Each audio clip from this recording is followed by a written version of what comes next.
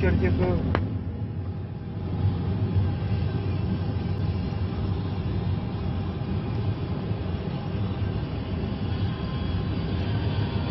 poate să fie copii și din joaca unor copii. Norocul nostru că bate vântul așa. Nu cred că este. Ba da, poate să fie. Ce spun? Ia uite acolo în depărtare. Ia uite aici, ce e acolo. Dar știi cum se simte când treci pe lângă flacără? Se simte căldura, nu? Da. Ia uite. Copaci arde. Copaci, arde tot, mama, arde tot. Totul e uscat.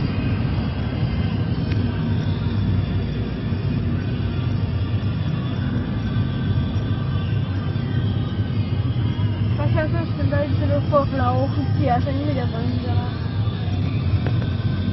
Uite ce negru e acolo. Acolo e cea mai mare, clar.